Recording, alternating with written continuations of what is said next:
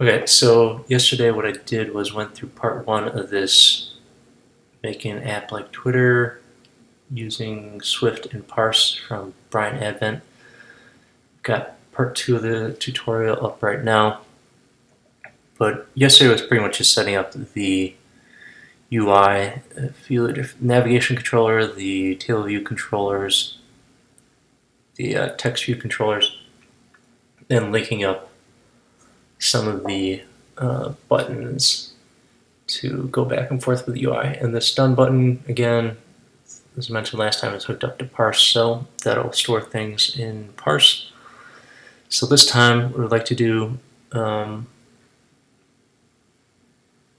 sure, this is only an hour, but I feel like it'll probably take me twice as long. I'll try and make it through this, or at least make some progress on going through the second part of this Brian Advent tutorial, and get more, or I should say get better acquainted with Parse. So let's go. Okay, so I didn't finish this tutorial yesterday, but just went through it Wednesday night. So this is part two of the Brian Advent YouTube tutorial, going through building a Twitter-like app using Parse and Swift. And here's the completed app, and this is great because all the data and the data structure is connecting up to Parse. So multiple apps could connect to this database, could download this if I were to release this or whatever, and this database structure was extremely easy to set up, or there virtually wasn't any setup, and it just seems very powerful. So there's just a couple of animations, went through the first extremely basic parts about styling this text view. Oh, I'm not sure why. Oh, there we go. Yeah, this label is connected to the characters remaining. You can see that submitting the suite upload or automatically updates there, and then we should see the new one here. Yeah. This was just updated, so overall, very cool, very useful tutorial. And I mean, he does go a little bit faster. He definitely has more advanced than perhaps where I should be, but I just think it's interesting to see some of the more advanced functionality and whatnot. It's good to see even basic things like styling.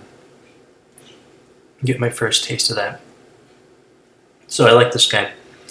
I think I'll probably follow along with some of his other tutorials. The only thing that I wasn't able to get to work, but it wasn't the tutorial's fault, or pretty sure it's not my fault either. It's just must be some bug or some setting in my Xcode. I wasn't able to connect this refresh button. So if I go to storyboard, bring up to the wherever this little tux icon is, auxiliary view, alternate view, what's it called?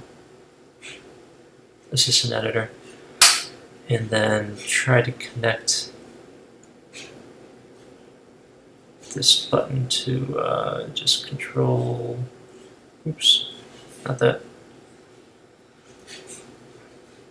or that, maybe it was my fault, let's see. Try to connect to this function, it's just not working.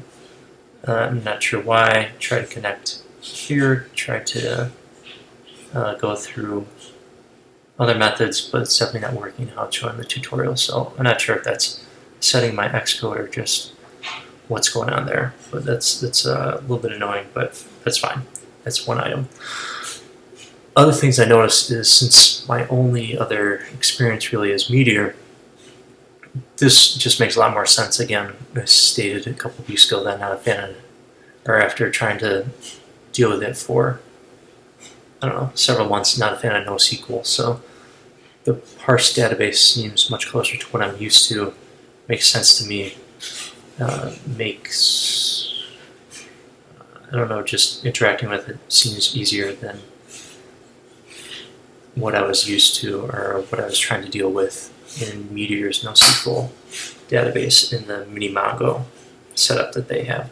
So yeah, this is very useful, and keep going with this guy's stuff. So until next time.